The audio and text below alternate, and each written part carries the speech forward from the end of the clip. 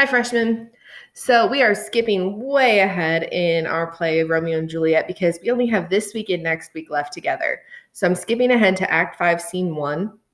Remember, Romeo has been exiled because he killed Tybalt. And the only reason the prince exiled Romeo instead of killing him is because Tybalt killed Mercutio, and Mercutio is a cousin of the prince. Okay, so the prince is kind of pissed at the Capulet family. So that's why Romeo is only banished. The friar, who is Romeo's pastor, gets this idea that they could give Juliet a special drinking potion that will put her to sleep, and it'll make her look like she's dead to the Capulet. So they'll put her in the tomb, and then he'll get word to Romeo that, hey, Juliet's only faking sleep. She's not dead. You should come rescue her, and then you guys can go live off happily ever after. Now, hopefully you're thinking to yourself, Miss Garlock, this sounds kind of familiar. You're right. There is a classic motif, which means a theme or a symbol that gets repeated through lots of different literature stories of the princess seemingly being dead but only asleep. So I'm going to give you a second. See if you can come up with one story where it's the same kind of pattern. Okay, so hopefully you thought of like Snow White or Sleeping Beauty. I'm going to go with Snow White on this one because Snow White takes a bite of a poison apple. It puts her to sleep. They think she's dead, but she's not really dead. She's only asleep. And then the prince has to come wake her up, and they go live happily ever after. That's the friar's plan, that Juliet will be asleep. Everybody will think she's dead. Romeo will come. He'll get her, and they'll ride off happily ever after. But we know that's not going to happen. Okay, so Romeo doesn't know about this plan. At the moment, Romeo is in exile, and he's about to get some news that is mistaken. And we're going to see how he reacts to that news. So what do you think about how you would expect Romeo to react and if he fulfills that expectation or not? So here we go. Romeo, if I may trust the flattering truth of sleep, my dreams presage some joyful news at hand. My bosom's lord, my heart, sits lightly in his throne, and all this day an unaccustomed spirit lifts me above the ground with cheerful thoughts. So he's happy. I dreamt my lady came and found me dead. Strange dream that gives a dead man leave to think, and breathed such life with kisses in my lips that I revived and was an emperor. Ah me, how sweet is love itself possessed, when but love's shadows are so rich in joy. So there's that motif again that I talked about with Juliet. Now Romeo's flipped it and said that he's dead. Juliet comes and kisses him and he revives. So in this, he is Snow White in his dream. And here comes Balthazar, Romeo's servant. News from Verona. How now, Balthazar? Dost thou not bring me letters from the friar? How doth my lady? Is my father well? How fares my Juliet? That I ask again, for nothing can be ill if she be well. Balthazar. Then she is well, and nothing can be ill. Her body sleeps in Capel's monument, and her immortal part with angels lives. I saw her laid low in her kindred's vault, and presently took post to tell it you. Oh, pardon me for bringing these ill news, since you did leave it for my office, sir. So Balthazar comes and he tells Romeo, I saw Juliet being put in the Capulet tomb, which is true. He did. Balthazar, little sweetheart, just didn't know that she's actually alive, that she's just in a very deep sleep. All he saw was her body going in the tomb, and he raced off to come tell Romeo. So now the poop is about to hit the fan. Is it even so? Then I defy you, stars. Thou knowest my lodging. Get me ink and paper and hire post horses. I will hence tonight. This I defy you, stars is a pretty famous line right here. And it means that he's angry at fate. So again, Romeo does not blame himself or Juliet. He blames fate.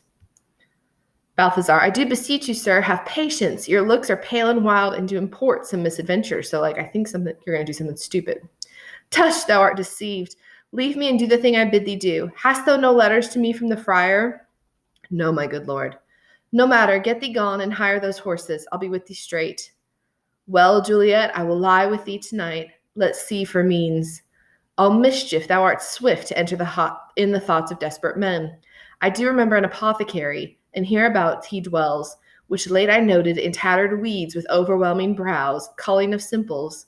Meager were his looks, sharp misery had worn him to the bones, and in his needy shop a tortoise hung, an alligator stuffed, and other skins of ill-shaped fishes, and about his shelves a beggarly account of empty boxes, green earthen pots, bladders, and musty seeds. Remnants of packthread and old cakes of roses were thinly scattered to make up a show. Nothing this penury to myself, I said, And if a man did need a poison now, whose sale is present death in Mantua, here lives a caitiff wretch would sell it to him. Oh, this same thought did but forerun my need. Amid this same needy man must sell it me. As I remember, this should be the house. Being holiday, the beggar's shop is shut. What ho, apothecary? Okay, so apothecary is like a drugstore, like a pharmacist. And he's saying this guy is so poor and so broke that he's got like a bunch of crap in his window pretending it's medicine. And Romeo's like, yeah, from the first time I saw him, I thought if I ever needed a drug to kill myself, this is the guy to come to. So you're like, what? Now, here's the deal about means of suicide. There are typically two very popular means of suicide that are done in literature and are even done in real life. And those are violent and nonviolent means. And I'm sorry, if this is a trigger, you can pause it or fast forward it and come back to me a little bit. You don't have to listen to this part. But most of the time, there are more women than men who statistically will attempt suicide. But men are much more prone to actually have it done. So I want you to think about that. How could it be that women are more likely to attempt suicide, but men are more likely to actually have committed it? Right. Hopefully you figured out the answer is that men, when they typically choose to die by suicide, they do so with violent means like a gun or a knife. Women tend to do it by nonviolent means like poison or something that can be repaired. Okay, so sometimes they will take too many pills versus a guy might take a shotgun to the mouth. So as an ER physician, it's much easier to pump a stomach than it is to repair a head, which makes it very interesting here because Romeo is choosing to kill himself. And he's not choosing to do so by violent means. He's choosing to do so by drug means, which would put him more in the feminine side. So I want you to keep that in mind. Okay, we've noticed Shakespeare has not really characterized Romeo as a very manly person. He's very romantic. He's very fantastical. And now he's even choosing the more feminine way of disposing of himself. All right, so done with the trigger part. You can come back to me. Apothecary, said the drugstore guy. Who calls so loud? Come hither, man, I see that thou art poor. Hold, there is 40 ducats. Let me have a dram of poison, such soon speeding gear as will disperse itself through all the veins, that the life-weary talker may fall dead, and that the trunk may be discharged of breath as violently as hasty powder fired doth hurry from a fatal cannon's womb. Such mortal drugs I have, but Mantua's law is death to any that utters them. Art thou so bare and full of wretchedness, and fearest to die? Famine is in thy cheeks, need and oppression starveth in thine eyes, contempt and beggary hangs upon thy back. The world is not thy friend, nor the world's law, and the world affords no law to make thee rich. Then be not poor, but break it and take this. My poverty, but not my will, consents. I pay thy poverty and not thy will. So he's like, dude, you're really poor. You're going to starve to death. Why do you care what the world's law says? And the pharmacist is like, okay, yeah, I don't want to, but I need the money. So the apothecary gives him the drugs. He says, put this in any liquid you will and drink it off, and if you had the strength of 20 men, it would dispatch you straight. There is thy gold, worse poison to men's souls, doing more murders in this loathsome world than these poor compounds that thou mayest not sell. I sell thee poison, thou hast sold me none. Farewell, buy food and get thyself in flesh. Come, cordial and not poison, go with me to Juliet's grave, for there I must use thee.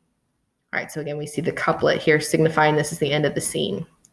And Romeo says something really interesting here at the very end. He says that money is the far greater poison than the drug that the apothecary has sold him. And it's such an interesting part to put in here that I can't help but think that maybe this is Shakespeare inserting his opinion about money. So that might be your discussion question. So go ahead, hop off on this and get to your assignment now. All right, have a good week. Love you. Bye.